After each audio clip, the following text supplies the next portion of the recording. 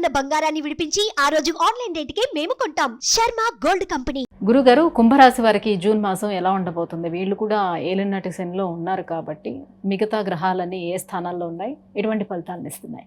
తప్పకుండా కుంభరాశి అనగా మనకి ధనిష్ట 3-4 పాదాలు, శతభిషం 1-2-3-4 పాదాలు, పూర్వభద్ర 1-2-3 పాదాలు.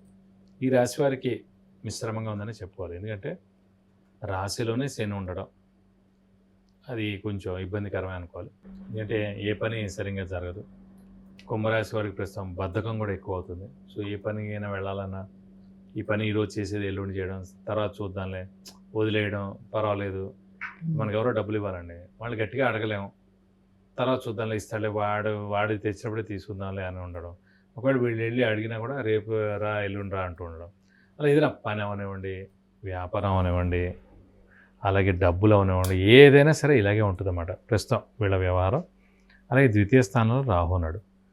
రాహు అంటే మనకి ద్వితీయ అంటే కుటుంబ స్థానం, వాక్స్థానం, ధనస్థానం, నేత్రస్థానం అనుకున్నాం. సో వాక్కులోని రాహు ఉన్నాడు కాబట్టి అనుకోని మాటలని మనం అనడం, ముక్కుసూటిగా అనడం, వాళ్ళ మైనస్ పాయింట్స్ ఏవైతే ఉన్నాయో అవన్నీ వాళ్ళ మొహం మీదే అనడం, ఇలాంటివన్నీ జరుగుతుంటాయి. దీనివల్ల వాళ్ళు అనవసరంగా ఆ స్నేహితం ఏదైతే ఉందో అది పాడైపోయడానికి అవకాశం ఉంది, గ్యాప్ రావడానికి అవకాశం ఉంది. సో మనం వాళ్ళని హర్ట్ చేసినందుకు వాళ్ళు కూడా అనవసరంగా కోపం పెంచుకోవడం ఇవన్నీ కూడా జరుగుతుంటాయి. కాబట్టి వీరు మౌనంగా ఉండడం ఉత్తమం. అలాగే అష్టమ స్థానంలో కేతు ఉండడం చేత అష్టమ స్థానం యాక్సిడెంట్ స్థానం కాబట్టి కొంచెం వెహికల్ డ్రైవింగ్ జాగ్రత్తగా చేయాలి. అలాగే మీ వెహికల్ ఎవరికి ఇచ్చినా కూడా అది యాక్సిడెంట్ అయ్యేందుకు అవకాశాలు ఉన్నాయి, కొంచెం జాగ్రత్త వహించాలి. ఇది కాకుండా చతుర్థ స్థానంలో గురువు ఉన్నాడు. అంటే మొన్నటిదాకా తృతీయంలో ఉన్నాడు, తృతీయంగానే చతుర్థం పర్వాలేదండి. ఎందుకంటే చతుర్థం అంటే గృహస్థానం, వాహనస్థానం, సౌఖ్యస్థానం, విద్యాస్థానం, తల్లి స్థానం. సో 5 కూడా బాగుంటాయి. కాబట్టి గురువు బాగానే ఉన్నాడని చెప్పుకోవచ్చు. గురువు ఒక 70% బాగున్నాడు. సో మిగతావి మటుకు శని కానీ, రాహు కానీ, కేతు కానీ ఇవన్నీ కూడా చాలా మిశ్రమంగా ఉన్నాయి. బాగా కష్టపడితే కానీ పనులు జరగవు. షూరిటీస్ పెట్టకండి. శ్రమకాలం ధనం వ్యర్థమయ్యేందుకు అవకాశం ఉంది. రావాల్సిన బాకీలు ఆలస్యంగా వస్తాయి. సో మనం ఎవరైతే డబ్బులు ఇచ్చామో వాళ్ళు ఆలస్యంగా ఇస్తారు మనకి. అప్పులు వాళ్ళ బెడద తప్పదు. సో మధ్యవర్తిత్వం వహించకండి. సో ఇంట్లో పెద్దవాళ్ళు, చిన్నపిల్లల ఆరోగ్య విషయం కూడా జాగ్రత్త వహించాలి.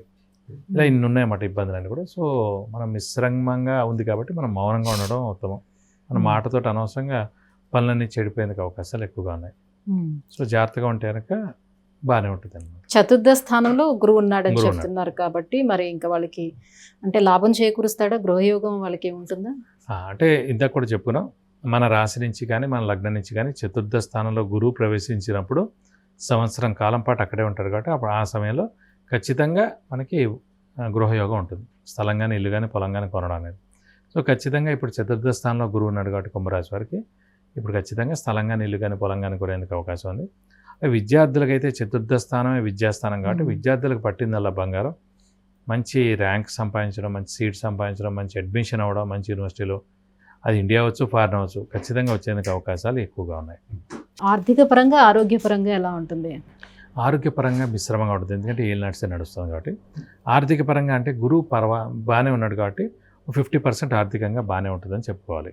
మరి ఇంకా ఎటువంటి పరిహారాన్ని పాటించుకుంటే వీళ్ళకి బాగుంటుంది? సో ఈ కుంభరాశి వారు కూడా సేమే అండి. సో ఏలినాటి శని ఇంపాక్ట్ ఎక్కువగా ఉంది కాబట్టి ప్రతి శనివారం ఉపవాసం ఉండడం, అలాగే మనం ముఖ్యంగా ఒక శనివారం రోజు రక్తదానం చేయడం, అలాగే ఆంజనేయ స్వామి, శివుణ్ణి ఎక్కువగా ఆరాధించడం, వాళ్ళ యొక్క అష్టోత్తరాలు చదువుకోవడం, అలాగే వాళ్ళకి సంబంధించిన ఏదైనా అభిషేకం కానీ, అర్చన కానీ చేయించడం, అలాగే ఇంకా ఉధృతంగా ఉందనిపిస్తే ఖచ్చితంగా శనికి 19,000 సార్లు జపం చేయించి నల్ల నువ్వులు 200 గ్రాములు దానం ఇస్తే కనుక దోషం మొత్తం తొలగిపోతుంది. గురుగారు, కుంభరాశి వారికి ఈ జూన్ మాసం అంతా ఎలా ఉండబోతుంది అనే విషయం తెలియజేసినందుకు ధన్యవాదాలు. నమస్కారం. చూశారు కదండి, విద్య, ఉద్యోగం, ఆరోగ్యం, ఐశ్వర్యం, వాహనం, వివాహం, విదేశీయానం, గృహం, వీటన్నిటి గురించి తెలుసుకోవాలంటే కింద స్క్రోల్ అవుతున్నటువంటి నెంబర్కి కాల్ చేసి గురువుగారి అపాయింట్మెంట్ను పొందవచ్చు.